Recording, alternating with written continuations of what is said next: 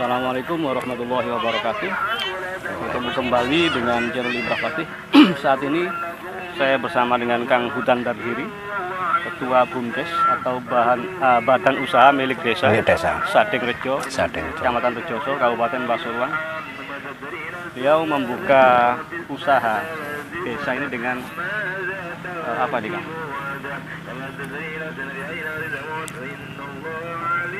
Anggrek ya? Anggrek. Anggrek. Terus kita awali dari tahun 2019. Oh, sudah lama. Berapa Iya. tahun berarti sekarang, Kang? 3 tahun. 3 tahun ya. 3 tahun berjalan, ya. Terus ide pertama kali Ide itu muncul dari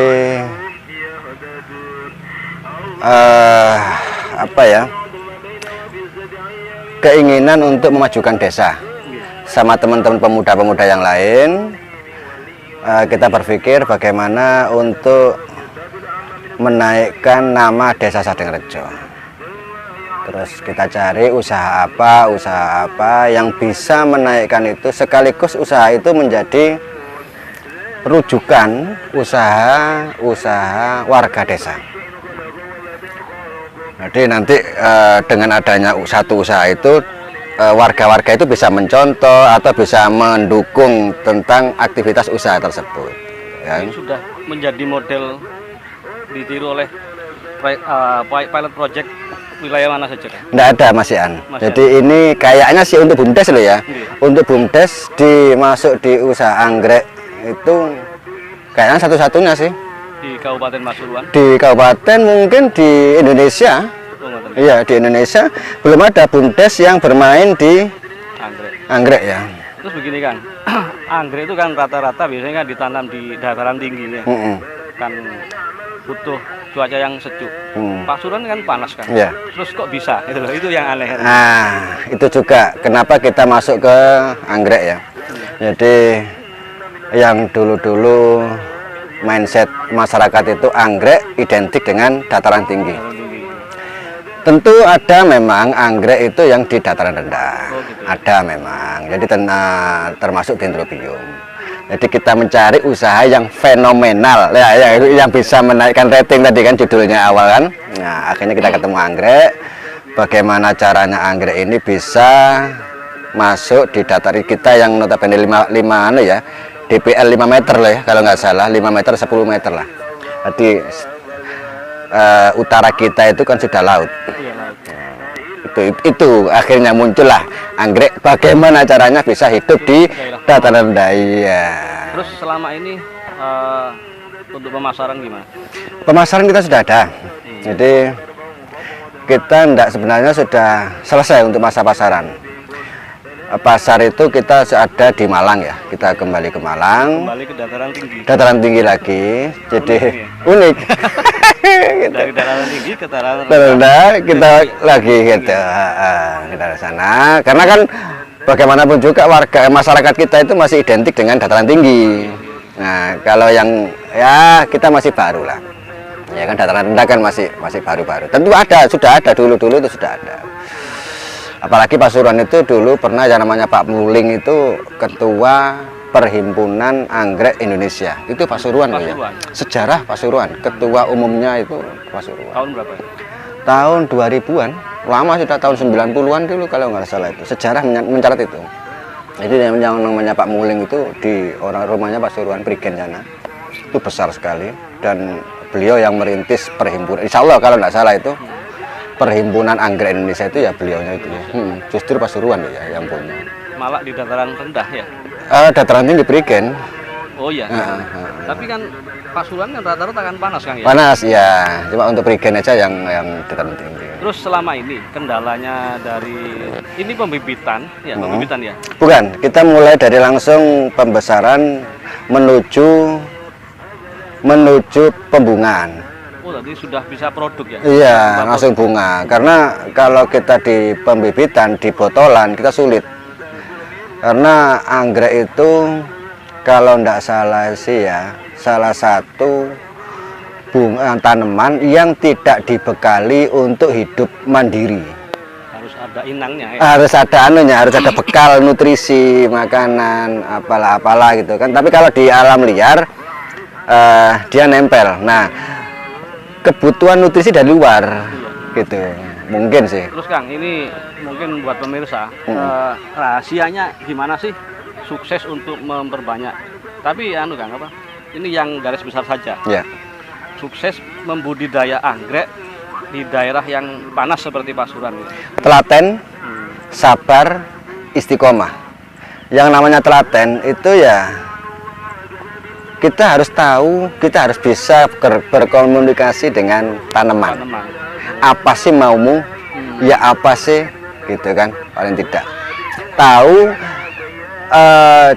maunya dia apa, terus kebutuhan dia apa, itu yang kita support. Kita kan sabar, iya, kita nggak boleh kemurungsung. Oh, ini biar kamu itu biar cepet berbunga, tak sebut nih, tas, itu malah bikin error. Iya, air di semuanya ini disiram, wah, kayak kita disamakan dengan manusia, ya kan?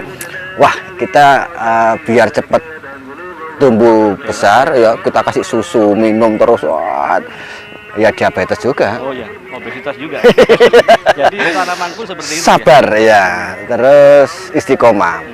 Kalau memang hari ini jam 7, namanya di golden moment ya, istilahnya di golden moment tuh. Ada gitunya. Ada, artinya tanaman yang memang dia membuka stomatanya, mulai membuka lebar, siap untuk menanak makanan, mengambil makanan, itu ada golden momentnya. Jam 7 sama mamanya. Ya, kita optimalkan di jam 7 aja. Nggak usah lebih, nggak usah kurang. Kalau lebih nanti sama mamanya golden momentnya di jam 7 sampai jam 10 nih. Kita nyiram di jam 10, ya error juga. Jam 11 kita error. Iya, jadi di saat dia itu sudah masak-masak terus kasih air, kan dingin lagi tuh. Oh, gitu. Menurut saya begitu itu. Terus ini dikasih greenhouse ya? Iya. Kalau nggak pakai greenhouse kan bisa nggak? Ada full sun, full rain. Jadi anggrek itu kita ini mengadopsi miliknya Thailand. Ini kan impor ini. Impor. Iya, ini impor Thailand. Jadi kita impor dari Thailand, kita coba menyesuaikan suhu di Thailand. Jadi kita tidak pakai UV. Ada plus minusnya sih kalau tidak pakai UV. Mestinya pakai UV. Yang namanya greenhouse pakai UV, plastik UV itu jadi untuk menghindari sinar matahari, untuk menghindari hujan, air hujan. Karena air hujan betul memang banyak nutrisinya. Cuma kalau memang terlalu banyak tadi saya bilang, iya juga. Jadi anggrek itu kan ya butuh air, cuma tidak butuh banget, tidak perlu banyak. Ya nyemotnya apa istilahnya ya, apa bahasa sing apa sih namanya, lembab lah ya, lembab itu. Nah, nggak asiknya kalau nggak pakai UV, sinar matahari itu langsung ada, hanya dinaungi paranet aja. Gitu. Ada kendala juga ya? Kendala, jadi kendala di saat musim basah seperti ini. Saat ini nih kita nggak pakai nyiram sudah, cuma kita fokus di fungisida, di bakterisida dan insektisida. Terus dan ini, pestisidanya. Maaf ya Kang ya. Iya. Sampai saat ini sudah omsetnya per bulan sampai berapa juta? Berapa puluh juta? Kita kan ada dua greenhouse. Dua, yang satu kita bermain di seedling, di botolan. Jadi untuk pembesaran dari botol keluar sampai ukuran 12 cm kita kirim ke Malang. Dari pembibitan. Dari dua greenhouse itu saat ini karena kita masih masih apa istilahnya itu, masih belajar. 3 tahun ini kan seumpamanya manusia itu kan masih baru belajar AEO gitu kan ya. Itu sama lah, enggak jauh beda. Iya, masih trial and error. Jadi kita enggak bisa, ya minimal kita bisa menyumbangkan PAD desa itu tahun ini. Kalau tahun kemarin 25 juta, tahun ini kita targetnya 45 juta. Wah, bersih itu ya? Bersih. Jadi 45 juta itu untuk PAD desa itu untuk insentif tambahan ya, tambahan insentif RT RW dan insya Allah ke guru ngaji sama takmir masjid. Wah, Itu yang saya asik. Bisa menjadi inspirasi buat kepala desa yang lain. Boleh, bisa. Pemuda-pemuda di desa-desa yang lain. Bahwa Bisa. di Rejoso, di desa Sadegrejo, Rejoso Kabupaten Pasuruan ini sudah ada BUMDes yang bergerak di bidang anggrek yang sulit. Terus selama ini Kang, mohon maaf nih, dari karyawan juga penduduk lokal ya? Karyawan kita utamakan warga desa, pemuda ya, karena yang dibidik pemuda. Jadi murni dari desa Sadegrejo ada 6 teman-teman yang ikut tandang gawe di sini. Ya insentif lah, kalau gaji terlalu kecil. Iya, ya petani lah. Petani.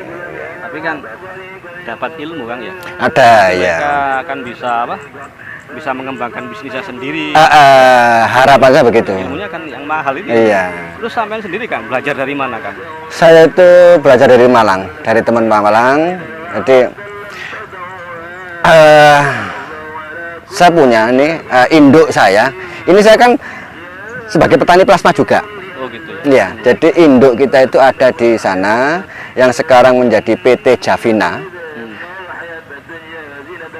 Di Singosari sana, itu saya guru saya dari sana. Jadi 1 tahun saya itu ngaji di sana. Pokok peranggekan. Tentu karena kan begini toh. Kalau sana Malang, notabene daerah dingin. Cocok sudah ya. Cocok, fine. Jadi secara angen-angen bisa lah. Begitu diaplikasikan ternyata banyak masalah. Oh gitu. Akhirnya belajar lagi. Jadi tidak ada yang paten di pertanian itu. Tidak ada. Ilmunya mungkin bisa berkembang. Ada catatan kan dibukukan kan bisa. Bisa. Jadi cuma ya. Kalau saya meneliti kan teman-teman banyak tuh plasmanya Javina itu ada sekitar 50-an kalau nggak salah. 50-an. Itu beda-beda kasus, jadi beda-beda daerah, beda lokasi, ya beda konstruksi greenhouse-nya, iya pengaruh juga konstruksi, iya pengaruh. Jadi mungkin gimana Kang untuk di Pasuruan ini ya, syarat untuk greenhouse yang ideal untuk anggrek ini? Minimal ketinggian itu 4 meter. 4 meter ketinggian. Ketinggian 4 meter itu samping ya, bukan tengah. Kalau yang tengah itu bisa mau ono gini, wowong ya iya ada tinggi. Jadi itu untuk sirkulasi angin. Dia butuh angin dia, terus menjaga kelembapan yang di bawah. Greenhouse seperti itu, dipakai UV yang jelas. Jadi ndak ribut di saat musim basah kayak begini. Terus di samping itu pakai insek. Kenapa pakai insek? Karena untuk meminimalisir hama. Karena kalau kita kan sawah nih, Tegalan. Masih bisa masuk dengan greenhouse seperti ini? Masih bisa. Jadi ada kalau di sawah itu tungro ya, walang kecil. Bahkan ada yang belalang yang harus pakai kaca pembesar. Ada ya? Ada, warnanya putih. Nggak asik banget kalau itu, jadi kayak ada nih sudah kuntum, sudah spik ya, ada bunganya walaupun masih belum mekar. Nah itu tiba-tiba mati ya. Salah satunya ya dari situ. Yang diserang batang atau bunga ada ya, bunga ada, yang batang ada, akar pun ada. Oh, gitu ya? Iya. Kalau fungi itu gimana? Fungi itu untuk jamur ya, jadi di bawah itu makanya tadi jangan saya bilang sabar, telaten. Ya kan, terus istiqomah, jangan kemerungsung ya. Ini tuh kan di saat kelebihan ya ada sarangnya nanti ya. Jadi tadi kan ada proses repotting ya. Repotting ya. Itu kenapa kok di repotting? Repotting itu karena ya tadi kemarin kan kita ini cerita tahun kemarin. Jadi tahun kemarin itu kita lalai, kita belum tahu, kita masih enjoy dengan hijaunya, dengan bunga yang baru mekar. Wah bagus kan gitu. Angen-angen saya, angen-angen kita. Itu masalah perlakuan preventif untuk jamur bakteri itu kita nggak tahu. Kita biasanya memang ada SOP dari Javina itu setiap bulan ada fungisida, menghasilkan fungisida. Tapi kalau bulan basah harus minimal 2 kali dalam seminggu. Wah, itu lebih ya, lebih sering ya. Lebih sering. Nah, kita kemarin tidak begitu. Jadi kita enjoy, pokoknya kita kasih nutrisi, kita kasih pupuk aja ya. Nyiram pupuk. Hijau, iya hijau. Ternyata itu biang kerok. Jadi yang dilakukan hari ini akan ketahuan benar salahnya 6 bulan atau 7 bulan yang akan datang. Gitu ya. Itu asiknya. Waduh. Jadi kalau naudzubillah kalau sampai berapa baris ini kena kayak gitu kasusnya ya kan? Ini seperti ini 20.000 plan. Waduh. 20.000 plan itu kita harus membongkar ulang. Ya kan? Iya. Kita ganti media baru.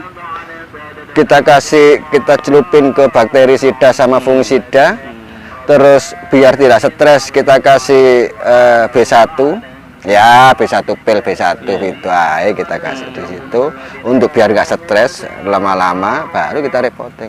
Itu untuk manusia juga untuk anggrek ya? Iya. Ada penemuan dari teman-teman itu. Kita kasih B1 enggak apa-apa. Kita sendiri, penemuan di sini sendiri. Enggak, ada teman tenaga ahli. Jadi Javina itu ada tenaga ahlinya, memang ada apa ya, pengawalan SOP dari sana memang. Tadi asik kan ya? Asik. Ya. Asik. Selama ini kalau ada kejenuhan atau stres enggak menangani yang rumitnya seperti itu?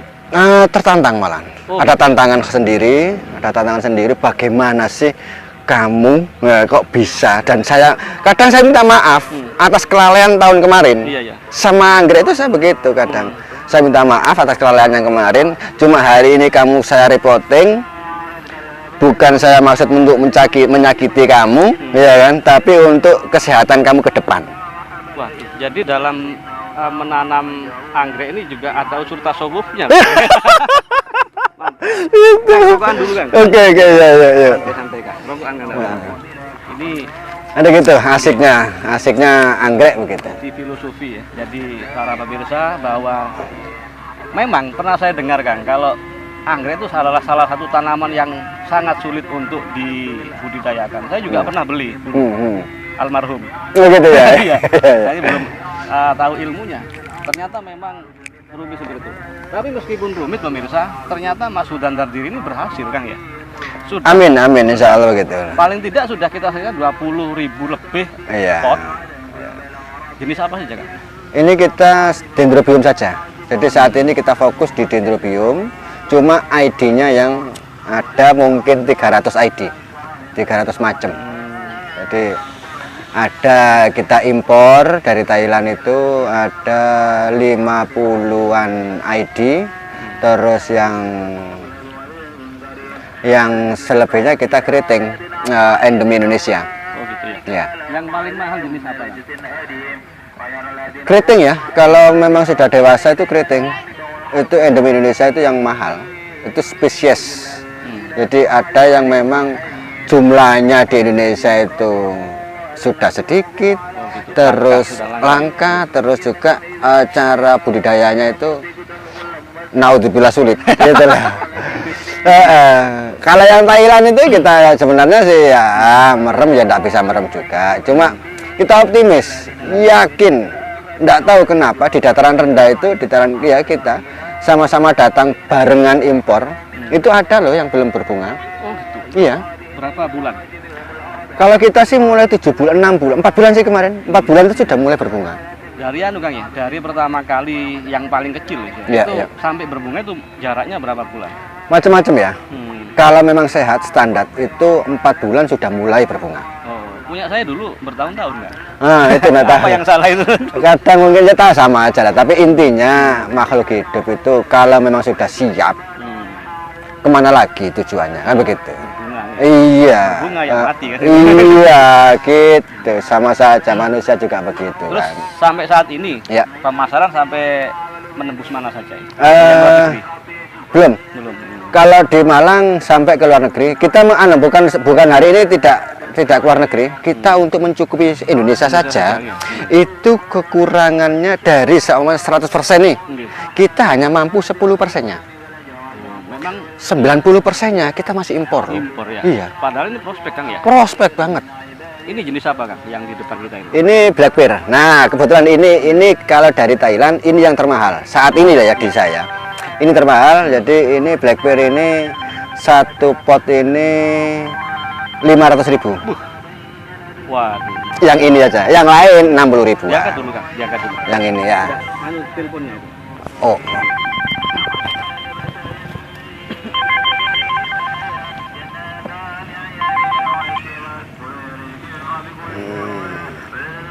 Hmm.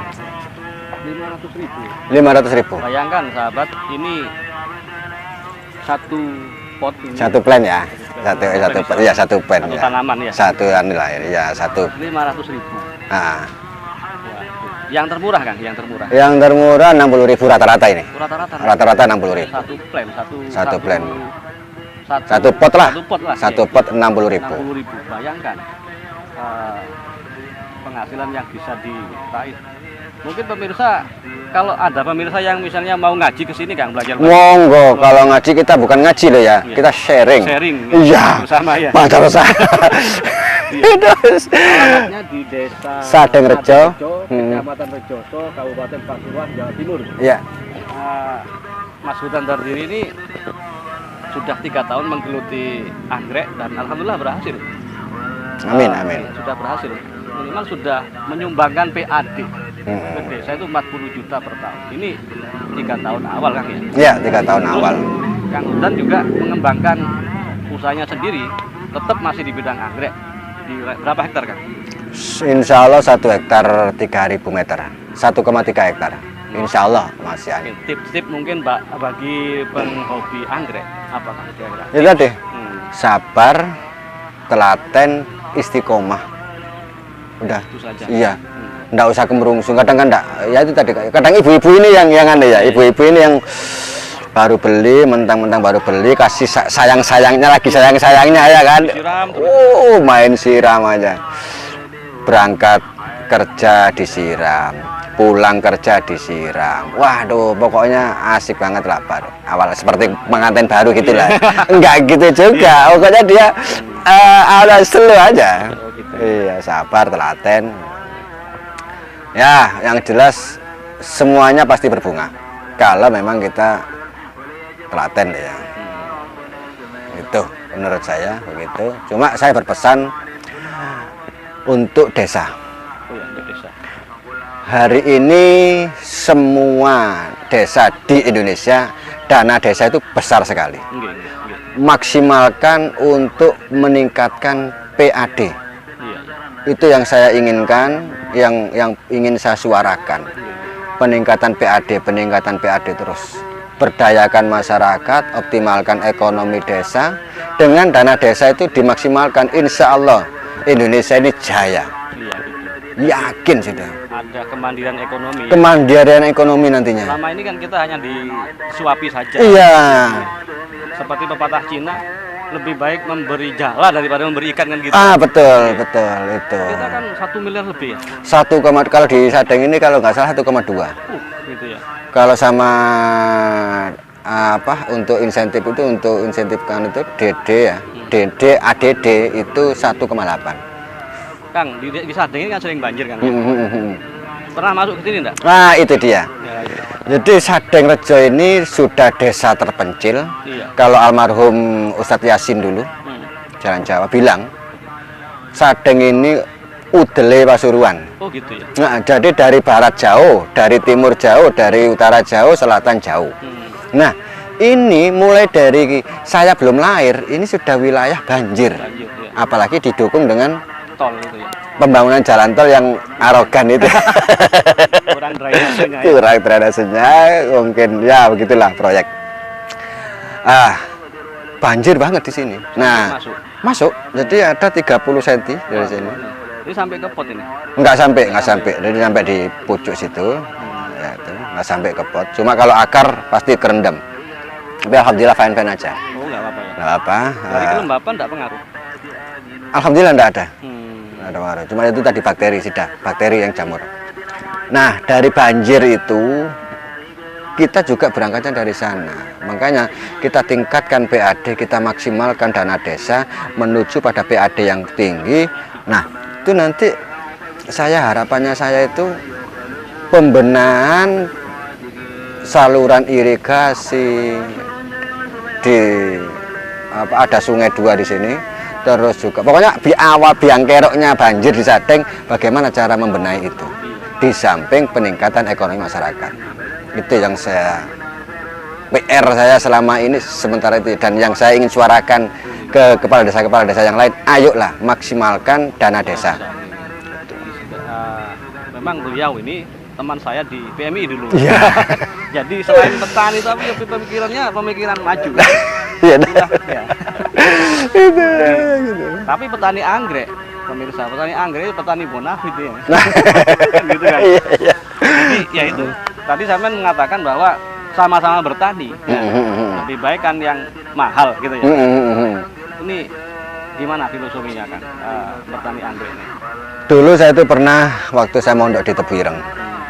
Kalau mau terkenal, kalau memang mau pandai sekalian. Mesisan gitu. Sekalian. Kalau memang mau bodoh sekalian. Akan terkenal. Pokoknya intinya terkenal. Iya kan? Iya, terkenal dulu. Kalau pepatah Arab mengatakan iya, kencingilah air zam-zam. Air zam-zam. Kalau kamu akan terkenal. Betul, ya, itu. Harus gila kan? Oh, harus gila. Harus gila. Ini kan gila. Anggrek di dataran panas. Panas. Tapi berhasil. Dulunya dibully enggak kan? Oh, ada pembulian. Ada pembulian, pesimistis, malah suudzon ya, cenderung suudzon. Bahwasanya itu juga paling hanya bertahan 3 bulan. Sampai ada pidato salah satu stakeholder ya. Semoga greenhouse ini tidak menjadi museum. Oh gitu. Oh iya. Sampai ada ini dari sekarang akrab banget sama saya. Jadi beliaunya itu berangkat dari kantor. Kan saya undang tuh memang. Karena saya undang beliaunya. Berangkat dari kantor itu beliaunya itu bertanya-tanya. Anggrek, omah anggrek, Sadeng Rejo. Ini betul ndak anggrek di sana ini? Jangan-jangan anggrek plastik. Jangan-jangan hanya sebuah nama, gitu. Seperti nama lesehan atau warung makan. Gitu ya. Cuma di situ hanya untuk menaikkan rating, jadi seolah-olah omah anggrek gitu. Dan ternyata alhamdulillah beliaunya malah sering ke sini. Ada nggak yang curiga bahwa ini proyek fiksi ini? Oh banyak dong, banyak. Jadi termasuk udah besok 3 bulan lagi tunggu aja besi-besinya di Loak. Waduh, kami gitu ya? Oh iya. Tapi malah membuat semangat kan ya? Semangat. Nah itu. Artinya, oh ya, kalau tahun-tahun kemarin, bolehlah program atau apalah namanya dari desa hanya sebatas fiksi, ya kan? Hanya sebatas program hura-hura. Tapi hari ini saya terbukti masuk, akan saya buktikan. Gitu. Inspirasi, inspirasi bahwa seperti yang Kang Hudan katakan, dana desa itu harusnya menjadi modal, Kang ya. Harus jadi modal. Jangan hanya digunakan belanja sesaat. Nanti kan ada isu untuk ditarik, Kang ya. Ada isu itu. Kalau sudah ditarik kan nanti kan tinggal bekas-bekasnya saja. Kita kembali lagi ke tahun 2000-an. Iya, iya. Dana di tahun 90-an waktu itu kan ayah saya jadi kepala desa tuh. Jadi hanya dapat DAU. Ya, kita mau membenahi sungai saja, kita harus menunggu proposal dari sana. Bergiliran, ada 360 desa di Pasuruan Kabupaten. Giliran. Mumpung dana enak, kita manfaatkan. Iya, gitu lah, dimaksimalkan untuk peningkatan untuk bergerak pembangunan ekonomi desa. Itu. Oke Kang, sementara untuk itu, oh iya, sebelum kita tutup, selama ini tamu yang kesini dari stakeholder siapa saja? Banyak sudah, jadi ada mulai dari Pak Camat ya, Pak Camat Rejoso atau ibu-ibu PKK, terus ibu-ibu muslimat, terus dari Dinas DPMD Kabupaten Pasuruan, ada DPR. Ada DPR yang selalu komunikasi sama kita, ada Ibu Leli itu, ya Bu Leli kemarin itu yang pembimbing kita juga. Oh gitu ya. Terus ada DPMD Pak Mas Tommy itu yang sering kesini komunikasi.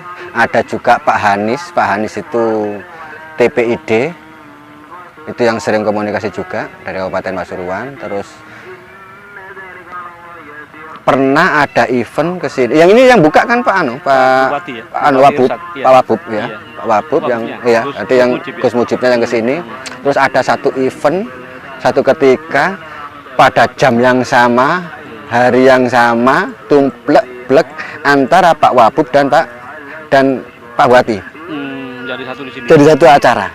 Itu saya bangganya menjadi di sini baru hari itu ada Pak Wabub sama Pak Bupati jadi satu Ke sebuah desa. ke satu desa. Pedukuhan. Lokasi ya. Pedukuhan ya. Itu saya. Pedukuhan yang sering banjir. Itu saya sukanya di situ. Terus saya lihat di berbagai portal berita, bahkan di video YouTube, bahkan TV nasional kemarin kan. TV nasional ada mulai dari RCTI, dari Trans7, Indosiar, semuanya TV nasional sudah tayang. Seandainya apa dibuat wisata greenhouse, mengganggu nggak ya? Sebenarnya saya begini, tujuan awal, tujuan kami. Jadi saya dan teman-teman pemuda dan ya perintis-perintis tadi, jadi ada kepala desa, BPD dan saya, ada teman pemuda juga. Itu menginginkan targetnya itu nanti menjadi wisata edukasi. Jadi di sana ada untuk ini greenhouse khusus anggrek dendrobium. Di sana vanda, di sana cattleya. Syukur-syukur nanti bulan bisa masuk ke sini. Anggrek bulan. Anggrek bulan itu sulit untuk dataran rendah. Nah, kita mencoba nanti. Nah, nanti ada kafe anggrek.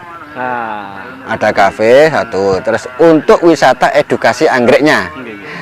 Setelah PAD besar, kita kan tidak mungkin ada di pertanian anggrek.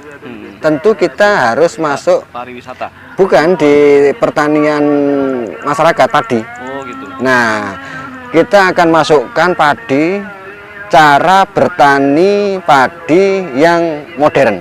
Oh gitu. Nantinya ke sana. Di saat PAD sudah beres ya, sudah di sini sudah tidak ada banjir, otomatis irigasi sudah lancar, semua lancar. Nah, baru kita masuk ke pertanian padi. Kita ciptakan petani bermersi. Apa itu? Iya, petani yang lebih modern, iya kan? Dengan mulai dari tanam, pengolahan lahan, sampai pemupukan, itu semua mulai jadi teknologi-teknologi kita. Banyak loh. Iya. Dan itu apa namanya? Anggrek juga tidak hanya di sini. Oh, gitu. Jadi anggrek itu ada di warga-warga. Jadi masing-masing warga atau minimal per RT itu ada satu greenhouse, entah 50 kali 10 meter. Jadi masuk dari overpass di sana, itu kita masuk sudah desa anggrek, kampung anggrek. Mantap ya, Bang. Ya. Rencana seperti itu. Semoga Bang, ya. Amin, amin. Sama para pemirsa didoakan ya. Ini cita-cita yang sangat mulia sekali. Iya. Bukan Amin. hanya mengangkat Sadek Rejo, tapi mengangkat Indonesia kan. Mengangkat Indonesia.